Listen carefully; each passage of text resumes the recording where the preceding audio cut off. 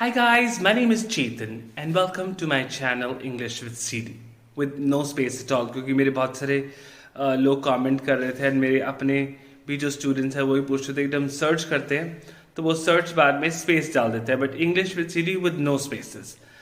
सो today आज हम थोड़ा सा डिफरेंट टॉपिक डिस्कस कर रहे हैं। हम नॉर्मली स्पीकिंग करते हैं regular part 2, part 1, part 3, but अभी I am discussing tips and tricks for reading because अभी lot of students were telling me that reading में problems आ रही हैं, they're not able to find answers। तो मुझे लगा कि अभी reading पे कुछ tips and tricks देनी चाहिए क्योंकि that is one part जहाँ पे हम बहुत अच्छा स्कोर कर सकते हैं लेकिन वो नहीं कर पाते क्योंकि हम जब पढ़ते हैं we are not able to understand the topic completely and the worst thing we do is हम बहुत ज़्यादा nuances में जाते हैं। nuances का मतलब होता है बहुत ज़्यादा डिटेल्स में जाते हैं उसकी, तो उसमें हम कभी कभार कंफ्यूज हो जाते हैं, वोकैबुलरी के वर्ड्स ढूंढने बैठ जाते हैं, डिक्शनरी खोलने बैठ जाते हैं, तो उसमें बहुत ज़्यादा कंफ्यूजन आ जाती है। सो वो सब नहीं करना। I give you a few things where in you if you use it you can easily find your reading answers very quickly. So first thing, अभी when you look go for reading part, कई बार ऐसा होता है, ऐसे बहुत बार ऐसा होता है कि जहाँ पे हमें वोकैबुलरी वर्ड को नहीं समझ आता, तो अभी उस टाइम हमको वो छोड़ देना है फॉर द टाइमिंग। हमको उस पर बहुत ज़्यादा फोकस नहीं करना है कि हमें इसका वर्ड मीनिंग चाहिए क्योंकि अगर ऐसा करेंगे तो हम बाकी सब कुछ स्किप कर देंगे, बाकी सारा हमारा वाइप अप हो जाएगा, टाइम निकल जाएगा। तो इसमें हमें क्या करना है, हमें टेक्निक अप्लाई करनी है कॉन्टेक्सचुअल रीडिंग की, विच इज़ कि हम ऊपर की 2 लाइनें पढ़ेंगे पैसेज की और हम उसके बाद की 2 लाइनें पढ़ेंगे तो हमें मतलब समझ आ जाए कि हाँ वो क्या कहना चाहते हैं एंड हम उसको सॉल्व कर सकते हैं इजीली समझ के। अब दूसरी प्रॉब्लम जो आती है वो आती है हेडिंग्स में और इन जनरल रीडिंग में भी। अब इसमें हमको क्या फाइंड करना है, जब हम कोई भी क्वेश्चन पढ़ते हैं सो पहले तो क्वेश्चन पहले पढ़ें फिर पैसेज को पढ़ो। उससे क्या होता है मैं बताता हूँ। उससे क्या होगा कि हम क्वेश्चन जब पढ़ेंगे हम मेन कीवर्ड अंडरलाइन करें। जो भी क्वेश्चन का कीवर्ड है, कीवर्ड का मतलब हो गया, बहुत सारे लोग कंफ्यूज होते हैं कि कीवर्ड क्या होता है। सो कीवर्ड का सिंपल सा मतलब होता है कि जो हमें वर्ड ऐसा लगे जो बहुत इंपॉर्टेंट है कि इसके बिना क्वेश्चन का कोई मीनिंग ही नहीं है। For example I tell you the sentence is there are only few categories who belong which belong to the entertainment industry. So this is a hypothetical question मैं आपको दे रहा हूं। सो अब इसमें कीवर्ड क्या हो गया, ओनली।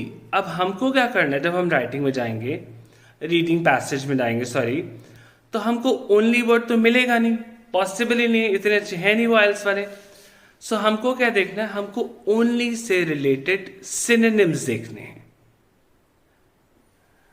तो अब जब हम सिनोनिम फाइंड करते हैं तो हम इजीली उस चीज को लोकेट कर लेते हैं। अब हमारा बहुत बार थॉट प्रोसेस क्या होता है कि हम उस वर्ड को ढूंढने लग जाते हैं जो कि हमें कभी मिलता ही नहीं है, और यही गलती हम फिलिंग द ब्लैंक्स में भी करते हैं। तो बस फोकस ये करो, चाहे फिलिंग द ब्लैंक्स करो चाहे हेडिंग करो, I can bet you guys, अगर आप एक कीवर्ड अच्छे से अंडरलाइन कर लोगे, उसको समझ लोगे, तो आपके लिए रीडिंग बहुत आसान हो जाएगी एंड बहुत इजी से क्लियर आउट भी हो जाएगा। क्योंकि हमको रीडिंग बहुत ज्यादा डिटेल में नहीं घुसना कि हमको हर वर्ड का मीनिंग पता हो, ऐसा तो पॉसिबल ही नहीं है। इतनी अच्छी तो वोकैबुलरी शेक्सपियर की भी थी, उसको भी कुछ वर्ड कम आते थे।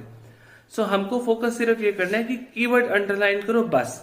एंड दूसरी चीज हमको ये याद रखनी है कि जब हम रीडिंग के वो करते हैं हेडिंग्स पार्ट, तो उसमें भी हमको जो लंबे पैसेजेस हैं उसको हम मेजॉरिटी आंसर्स जो हमें होते हैं वो फर्स्ट 2 लाइन से लास्ट 2 लाइन में मिल जाते हैं। तो फोकस करो कि वो 2 लाइनों को पढ़ो, ऊपर की 2-3 और नीचे की 2-3, तो आपको समझ आ जाएगा कि वो क्या कह रहा है और आंसर वही होता है। जो छोटे पैराग्राफ्स हैं जैसे अराउंड 7-8 लाइन्स के, उसमें थोड़ा सा बेटर रहता है कि पढ़ लो तो बेटर है क्योंकि आंसर बीच में ही होता है। लेकिन जो लंबे पैराग्राफ है जैसे अबाउट 15-20 लाइनें हैं, तो उसमें कोशिश करो कि सिर्फ 2-3 लाइनें ऊपर की पढ़ो, 2-3 लाइनें नीचे की पढ़ो, तो आपको इजीली वो समझ आ जाएगा और आपको आंसर मिल जाएगा। बाकी मैं एक बार रीडिंग का पूरा और डिस्कस कर लूंगा so that everyone gets an idea. Now, this is for today, guys. Thank you so much for watching my channel. And end में जाते जाते मैं बोल रहा हूँ that please subscribe the channel, like it, comment as well if you want anything specific. And tomorrow I will be coming up with a new IELTS cue card topic for part 2. So make sure you watch my video. And also अभी आप subscribe करते हो तो मैं आपको बताता हूँ कि मैं वीडियो में क्या क्या रोज कर रहा हूँ. तो अभी मैं रेगुलर स्पीकिंग वीडियोस तो बना रहा हूँ साथ साथ, but I'm also making videos on writing and reading skills साथ साथ.